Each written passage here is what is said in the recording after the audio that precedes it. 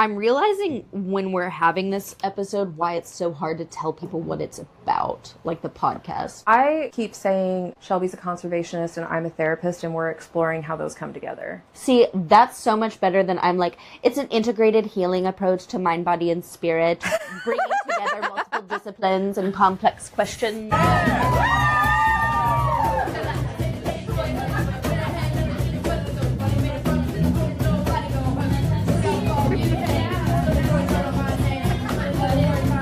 Scientists kind of built on Riddle and Weber's wicked problems and what are wicked problems. And they took that thinking, that mindset, that approach to the shared challenges of these overlapping systems and applied it to conservation science. So we have so in Maillard, Seal, and McDonald Madden in 2013, their abstract for the article Conservation is a Wicked Complex World, Challenges and Solutions. They say most conservation challenges are complex and possess all the characteristics of so-called wicked problems. Despite widespread recognition of this complexity, conservationists possess a legacy of institutional structures, tools, and practices better suited to simpler systems. We highlight two specific challenges posed by this mismatch: the difficulty of adaptive management, where success is ambiguous, and tension between best practice and creativity. Drawing on research in other disciplines, including psychology, information systems, business management, and military strategy, we suggest practices that conservation could consider to better to respond to complexity. So these practices include defining clear objectives, the use of scenarios, emphasis on pattern analysis, and ensuring a greater scope for creative, decentralized decision-making. To help illustrate these challenges and solutions, we point to the parallels between conservation and military operations. So we're not going to do that here. The point that I want to drive home with that change in thinking in conservation is when we first started the field of conservation in the Roosevelt administration, it was very protectionist. It was very rooted in pristine wilderness theory. Pristine wilderness theory basically is the idea that there is a perfect, undisturbed, undefiled, natural ecosystem separate from human control or intervention or any kind of control of human interaction. So basically completely separate. We know that doesn't exist. We know that that doesn't exist. There are microplastics in Antarctica where humans do not dwell, other than like 57 Swedish scientists per year. So clock it. That combination of wicked problems presents some challenges for conservation planning. So we started to realize that as conservationists moving forward, we're going to need help from other disciplines to plan conservation interventions, like to save the bison. We're going to have to visit with the indigenous and native peoples that live in the area to understand their connection to the land, how they've stewarded the land, what they need in order to survive and thrive, what they need to sustain their livelihoods, what they need to sustain their culture, and what wisdom they have and indigenous teachings they have about the land and our connection and our place as a part of this ecosystem and not separate. So that's a very conflicting ideology from the protectionist pristine wilderness theory that separated people from the wilderness. And so you get United States, like Yosemite National Park, you get the establishment of a national park, which in theory is for everyone and is great if you're in a democratic society that's functioning as a democratic society was meant to function. Where's that? But in other places, protected areas and national parks are very harmful, and they take from people and they harm people and they infringe on human rights. And they are elements weaponized by governance and other systems to disempower communities from accessing resources that are rightfully theirs. One of the wicked problems conservation tries to negate and solve came in 1968. A the tragedy of the commons, which was a term popularized by ecologist Garrett Hardin, 1968. And I am going to read that one as well because it's important that I don't skewer her, butcher her, shatter her, tatter her the way that I am wont to do anymore. What? Thank you. Oh my goodness. The tragedy of the commons is a concept that describes a situation where individuals acting on their own self-interest deplete a shared resource in an area, leading to its eventual destruction. So that phenomenon occurs when many people have unrestricted access to a finite resource. So if everybody anywhere can have access to this watering hole, it's going to run dry, is the idea of the tragedy of the commons, such as pasture or fishery resulting in overuse and depletion. The term was popularized by ecologist Garrett Hardin in 1968, highlighting the conflict between individual rationality and collective well-being. So it serves as a cautionary tale about the need for sustainable management of common resources to prevent their degradation, which ties into why conservation? Why do we care? And what are we trying to solve? I do want to mention very briefly one last thing about wicked problems. I think this will help boil it down a little bit. They don't have a definitive formula. There's no one thing that makes something a wicked problem. It's many, many, many, many, many, many, many things overlapping. According to Stony Brook University, they lack inherent logic that signals when they're solved. So for some individuals, this challenge may be solved. And for other stakeholders, this is still a wicked problem. So it depends on who you are and for what purpose you're solving this challenge. There's no way to test the solution to a wicked problem to see if it works everywhere. It's not like a place-based solution. You can't replicate the same solution for every place. You have to look at it through the unique approach of the actors in the network, where you are, what's influencing those people, and why they're acting, looking to their motivations that drive the behaviors and the human dimensions of conservation. Wicked problems can always be described as the symptom of other problems. So they're systems level problems. And when I say system, I mean any sort of regulating body that has a flow of information and channel of decision making that impacts that field. So governance, laws, and policies fall under that system. The people in that system might be policymakers, lawyers, delegates, representatives, voters, citizens. So you might look at those different systems, but how those are impacted by how conservation might be impacted by tourism. So if I'm paying a lot of money and emitting a lot of carbon to go to another country and I am consuming conservation intervention activities, thinking I'm supporting communities, am I? And so the way a wicked problem is described determines its possible solutions. And planners, that is, those who present solutions to wicked problems, have no right to be wrong. Unlike mathematicians, planners are liable for the consequences of the solutions they generate. The effects can matter a great deal to the people who are touched by those actions. So, in conservation action planning, one of the most important and first steps that we take in solutions is looking at who's involved, and we call that stakeholder mapping. And in stakeholder mapping for my trip, for example, I did this for months. And you can do it as long or as little as you like, but the most important part is making sure it's conclusive of everyone that has either the most impact from the solution, will be most impacted from the intervention, or the people who have the most power and influence to influence leverage points in the systems.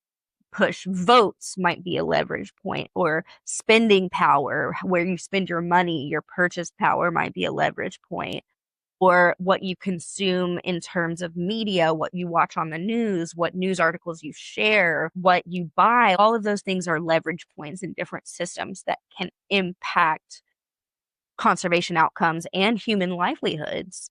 So when you think about what that model of decision making boils down to, is all human behavior. And human behavior is often distilled to be driven and motivated by value systems, another system. So this is a non-tangible system that has entered the group chat. And when you are you, This is very exciting. I'm so excited and I'm happy because I feel like we're going to learn so much about each other. It's crazy what you think you know as best friends until you start talking about your profession. Yeah. And then you're like, she works with people and they like her a lot. That's gravity. Yes, absolutely. You made that look so. Oh my God. Thank you made that so look much. so easy. Probably because it's all I talk, read, or care about. So to close out the idea of like, what is conservation? Conservation has come to mean and represent many different things to many different people in many different places over time since first officially coined in 1907. Why does that matter? And why do we care? And who should care? And who are we? And who are we? And where are we? And who are you? And why are you in my house? Is this home? So I want to close out my long monologue and soliloquy. Thank you so much for your attention during this. Where else would my attention be? This is wonderful. Right. All I've been waiting for. Thank you so much.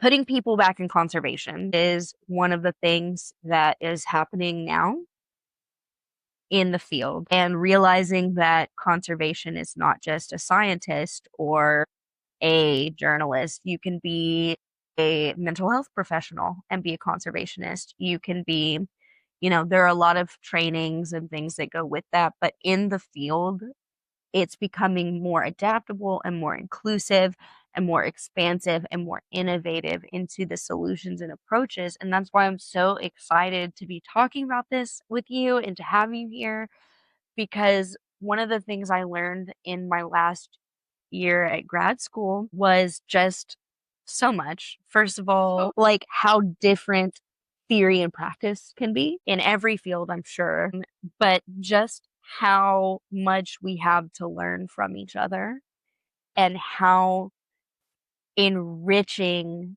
it is to collaborate with you and to share a space with you and to talk about these wicked problems with you, because you're not only one of my best friends, but you are a badass expert in your field that I deeply respect.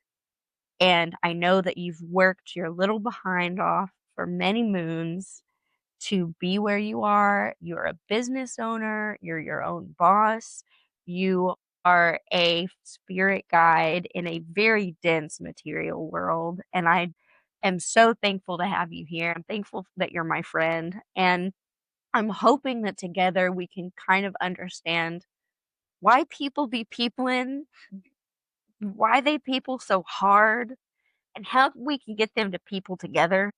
And I love you.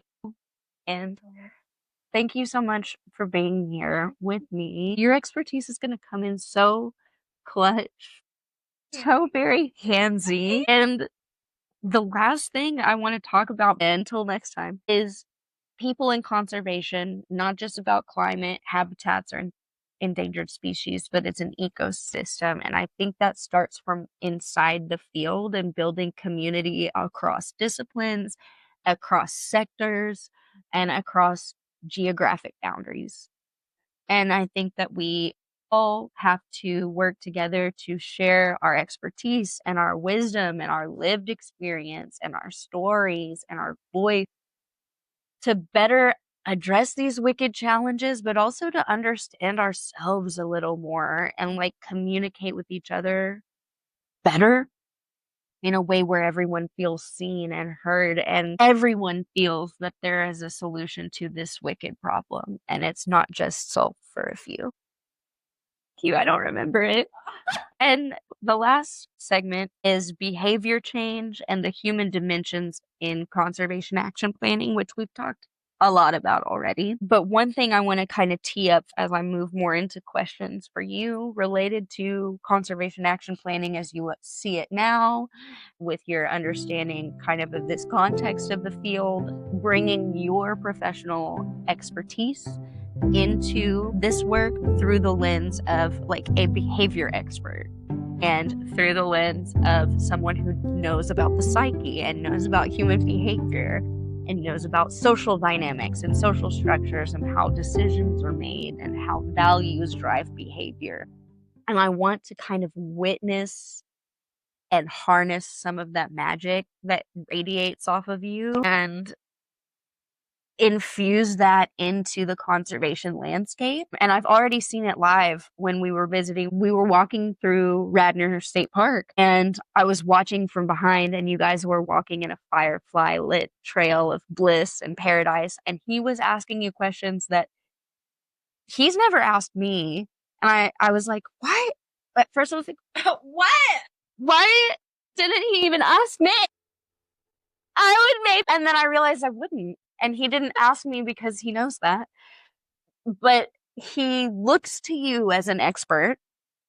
And we all respect each other that way. And we all respect each other. And that's the thing that's so amazing is none of us come in swinging our expertise like a bag of bricks. Right. Slapping it on the table. That barrel of bricks, that's a plug for an Irish song called Sick Note. Or Broad Irish back. Courtney and their broad Irish back. From the top, hit it. And we just put a keyboard on your back, and I'm like, nee, nee, nee, nee, nee, nee, nee. But he was asking you questions he's never asked me before about issues in his community that are plaguing the community in terms of mental health, in terms of how to manage the stress and the trauma and the things that they're dealing with on such an enormous scale: poverty, lack of access to education and basic human resources for human life. And he was asking you some brilliant questions about how to aid or educate the community or be a resource to the community or what tools to use. And he was asking you about what benefit plants had on people and if it was good to have plants in the room with you. And I was like, oh my God. But then I remembered the way they see conservationists. And so even though we are friends and even though we are professional collaborators and colleagues, there's still maybe the implicit bias that I wouldn't be the person to talk to about community health. And so I think that's another brilliant reason to bring you into these conversations, because I may not know, or you may not see me as the authority, but I know someone who is. And I can bring you to her and you can hold hands until the next thing where we need a mathematician. And then we skip to the mathematician creek where we collect one with our net and we throw them over our shoulder and we say, do numbers. And then we leave on our Pegasus. When thinking about interdisciplinary, it's crazy. And then I get to have fun and you get to be stressed. So in this interdisciplinary field approach and thinking about community-led approaches to conservation, and you know now the broad sweeping nature of problems that conservationists face, I wrote down 4, but each of them could each be 3. So maybe if you're okay diving in and just, Okay. Are you good? Are you good? Are you good, bro? So there are a lot of different moments where I want to look at behavior change and predictive modeling for conservation interventions when it comes to human behavior. Because if Sally does this, then that could mean this for conservation. In that instance, one round where we might want to look at behavior change is stakeholder buy-in and support across this complex web of stakeholders that have conflicting interests about the land and the resources and the property and the animals and what we want to do with it. Do we want to raise money for the state, or do we want to raise money for the nation? And how much of the GDP comes from tourism and da da da da. So when we're working across this complex network of people with these different interests, how can we think about human behavior in our modeling approach to conservation interventions, thinking about the leverage points across these disciplines and sectors as well? How can we think about conservation approaches that involve behavior change on that more societal level? Because I think my next question drills down a little bit more to the individual, but does that make sense or does that need a little bit more refinement? Because I know it's a huge question. Such a big question. And my initial response, Yes, you're getting it. You're a conservationist. well, I will say thank you for that amazing and succinct breakdown. I've never been called amazing and succinct in one sentence. When you said identify actors that you didn't know were part of the system, this is something that we do on an individual level in therapy. Everybody is coming in here with more than one, and we're coming in with all of these different actors, as you in conservation call it. So when we're talking about how to have cohesion, how to get people on a similar page with decision making, with policy reform, with understanding complex interdisciplinary problems. A lot of what we do in therapy is corrective emotional experiences. And when you're facing complex problems, having a state where you can be regulated is very important. Coming in with active listening, coming in with trying to understand, not trying to convince, because when you try to convince, it throws the other person off. It's going to put their defenses up. They're going to immediately be listening to you for a response, not listening to you for an understanding. And one of the things that I had written about stakeholder cohesion with complex problems is shared language and narrative building and understanding that. So in therapy, the problem is the problem. The problem is not the person. And that means that the problem may be the system. And that doesn't mean that we don't take accountability for our actions, our behaviors, how we contribute to issues that, and this could also go into the cognitive dissonance thing, but I'll save that for a little bit later. When we're talking about shared language and narrative building, the problem is the problem. So looking at the systems that are in place, looking at the broader impact that is affecting multiple people in conservation and shifting the blame away from the individuals. Too often in complex problems, they're very emotionally charged as well. So we go into them with a lot of passion, which is a good thing. We want to be fired up about these issues because they're important and they matter. Cohesion, being on the same side of facing a challenge, doesn't necessarily mean that we align in every idea that we have.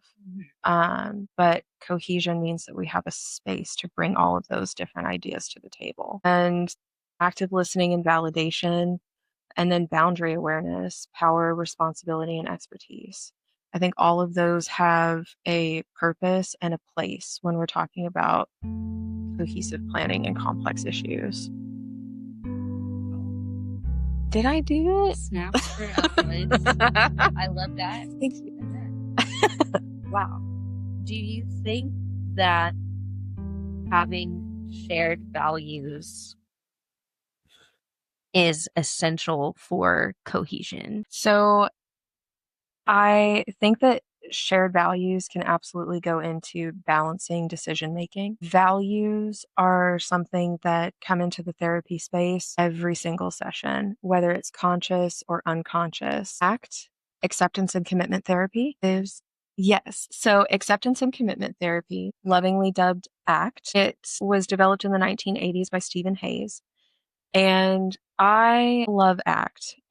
It is not the only therapeutic modality that I'll use, but it has amazing benefits for inciting change. When a client comes in and they're saying, like, maybe they're experiencing cognitive dissonance, maybe What is there's cognitive dissonance? right. So, cognitive dissonance, the easiest way to explain this is when your behavior and the way that you are navigating the world or your problems or people and relationships is in conflict with your values.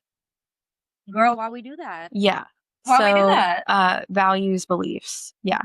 So it's so interesting. Cognitive dissonance is something that I love, and it comes up frequently in therapy. And there are so many different roots to it, right? I feel like, for the sake of conservationist conversation, we in the United States, especially, are experiencing a major cultural, societal, collective dissonance. We have removed ourselves so much from community, and I believe that this is creating a dissonance in us on an individual and a collective level. When I think about human relationships, they are so transformational.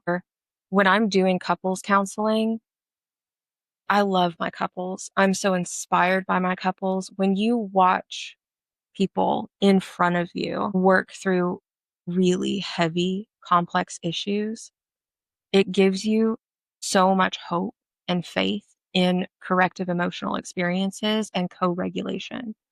Co-regulation, I could say a lot about. That's a whole other podcast episode. But for the to tie that back into the dissonance, we are forgetting how to co-regulate. Oh my God. And it's sad. And I believe that the way to get back to that is by connecting with other people, connecting with community, and connecting with the land. I I feel that there's been a lot of conversations lately about, oh, AI, are you therapists afraid that AI is going to take your job? No. I'm scared of that. I don't think AI is going to take my job.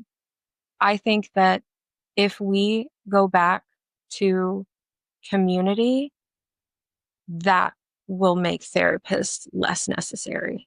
Oh, Yeah. oh, Yeah. oh, wow, wow, wow. You look at so many other societies that are strong in community, especially Latin American communities. You see multiple generations of people living together in a house, and it's not abnormal. It's not a bad thing. It's, why wouldn't our grandmother live with us? Yeah. Why would we send her to a nursing home? Why would we put her with people we don't know, that we don't trust? Why would we not visit her? Yeah. And that preserves a lot of cultural and historical memory that is lost when you scatter and you shatter. And it's the same with ecosystems and connecting with nature. And there's a dissonance Yeah. in that sense as Yeah. well, where maybe, I don't know if that's the right way to talk about it, but there's this lack of cohesion in our connection to nature, and we forget that we are nature. Yep. And that we are not only from nature, but we are part of it, are it, and our connection to it is something that we have forgotten and misplaced because it's not useful in certain societal systems like capitalism, corporate. Those are systems that are not benefited by our awareness of our connection to nature. There are pharmaceutical companies that benefit from us being unaware of our connection to nature and the healing properties that nature possesses, and the rhythms and frequencies and vibrations that are healing and come from nature and from our connection to it. So I think that it's important to remember our connection to each other, our connection to the planet, and the reason that we're here. Yeah. Oh, wow, that's beautiful. And I love you. I love you. Earlier, when you were talking about the complexity in systems and coming in and addressing issues and all of the complexity that goes into that. I feel like ACT, acceptance and commitment therapy, has a place with this conversation specifically because not only is it a cognitive behavioral change model, but the core goal of ACT is psychological flexibility. So, yeah, so psychological flexibility is the ability to stay present, open, and committed to values driven action. So, in the face of life's difficulties, in the face of all of the complexities of all of the different things that we have to navigate, the wicked problems that we have, how how can we approach them with psychological flexibility? How can we remain open? How can we remain present? How can we accept what's in front of us and adapt in ways that are also stewarding our values? Yeah. I'm so happy you're here. Oh, I'm so happy you're here. Exactly what we need. Yeah. So, and I knew that I wanted to plug ACT. It's a big thing. I do use it a lot in my practice. It's not the only one I use. My supervisor is very ACT driven. The internship site where I learned so much about what it meant for me to be a therapist and what it meant for me to do this work, was very ACT driven in that internship site. And I learned so much about my own values and how to live in accordance with those, even when it went against some of the cultural norms that we have in the South. Oh, You know, this is really crazy. It's paralleling my journey a lot, but I'm seeing the differences that make me really happy in the ideologies that are bouncing around. I love this, Courtney. And when I was starting at the Jane Goodall Institute, the biggest thing that we talked about was the individual. And it was every individual matters, every individual makes a difference, every individual has a role to play. And that was a staple driving principle of the organization that the founder said, Dr. Jane Goodall. And that was about inspiring individuals to act by empowering them and telling them, that they could make a difference, but more than that, making them believe it through giving them the tools and the resources that they needed to enact and create and build their own ideas to address issues in their communities. So it was about the community, but it started at the individual level. Do you think that that's true in your field? And if so, how do you think that those models of thinking of empowering the individual to give back to the community and to inspire the community, how do you think we can apply that kind of framework to conservation? oh, what a loaded question. And I, so in therapy, that's kind of built into the model of therapy is that it starts with the individual, right? And I've seen this in my own life. I've been able to secondhand witness this through my clients and their journeys, and as well as my family and my friends. And it starts with the individual, it ripples outwards. Is even on the days where I ask myself, have I done anything? Have I made a difference?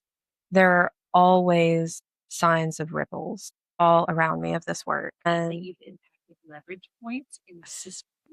leverage points in the system is one of the things that has inspired me the most is the ripples and how far reaching it becomes without us even really being aware of it.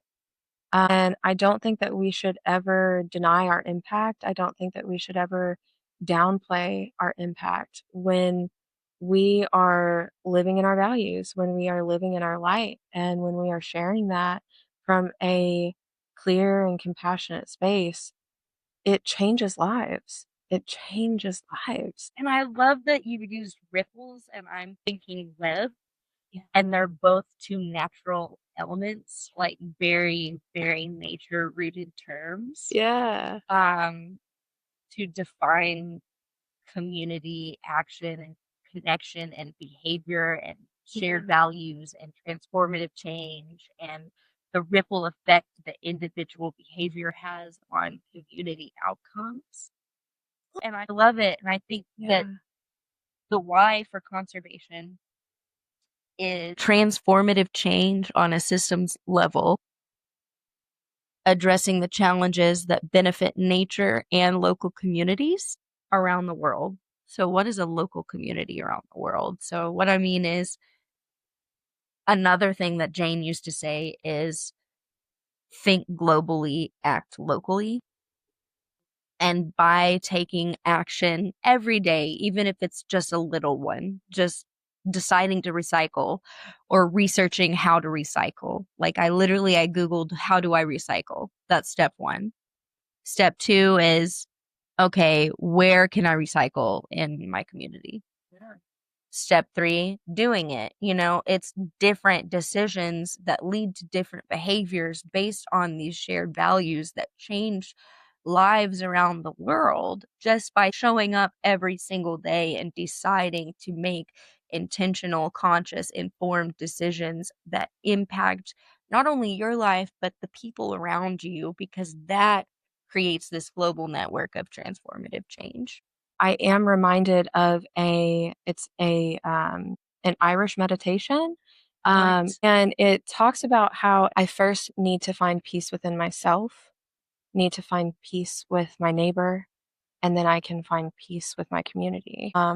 And it's a very, very beautiful meditation. And I think about that. So when I'm talking about like our work in therapy, starting with the individual and having rippling effects outwards, I'm not talking about approaching things from a solely individualistic perspective, but I am talking about accountability for how we show up in society, how we show up relationally, and do we like it? Like, do we like how we are? Are we happy with it? Are we aware of it?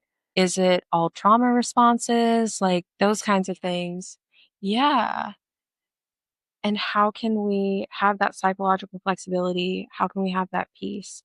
How can we have compassion going forward for our neighbors and for people that have wildly conflicting opinions and beliefs than we do? How can we still approach them and be like, I have peace with myself, so I can have peace with you. I have met the darkest parts of myself with peace, so I can meet the darkest parts of you with peace. How can we do that in the field of conservation or acknowledging maybe where we've been, maybe the imperialistic actions of early conservationists, of current conservationists, maybe, the problematic approaches of past and present that have been very exclusionary and harmed people and harmed communities. How can we apply that thinking? Yeah. At an individual level, we know that if we kind of rush in, it's going to overwhelm our nervous system. And I imagine, you can correct me if I'm wrong, that it would be very similar in conservation. Like if you rush in, you're going to throw off the ecosystem. So maybe it has to be a balanced and measured action where you're really taking into consideration the communities first. The only other thing that I was going to say was like another thing for balance in decision making is dialectical approaches. So in therapy, there's a theoretical model called dialectical behavioral therapy. It's called DBT. And one of the core components of DBT is we can hold two opposing truths. So in counseling, that may look like I am experiencing a lot of excitement, but I'm also going through a lot of grief. How can we hold those two? In conservation, it might look like economic growth and sustainability both matter. Right. How can we hold those two conflicting truths? So I think when it comes to balancing decision making, specifically, like thinking about like land protection does not mean tribal erasure. Yep. There you go. Yeah. Yes, ma'am. Yes, ma'am. So yeah, dialectical approaches was the only other really important thing that I wanted to mention about balancing decision making. And please take as long as you need to go in. Thank you so much, first of all, for joining me on Floored this first episode and getting to know more about each other than we even knew we didn't know. Yeah. And it's Ding dong. Ding dong. Ding. Glow up. I don't know if we attribute Trixie at this point. I don't know who gets the credit, but ding dong. Thank you for being here with me. This means the world to me. I'm so excited for the rest of this journey. I am so excited for our listeners. Thank you for tuning in. Thank you so much. And Thank you for getting You floored. said dropping out, tuning in, turning on, and dropping out. Isn't that what you said? Oh man, I don't know. Thank you, and I'm sorry. Yeah. Good night, New York, or wherever you are. We've been the Pussycat Dolls, and you've been blessed. Oh my God. Woo! I don't know how to turn this off, but yeah! And it was recording the whole time. Woo! That's how you know.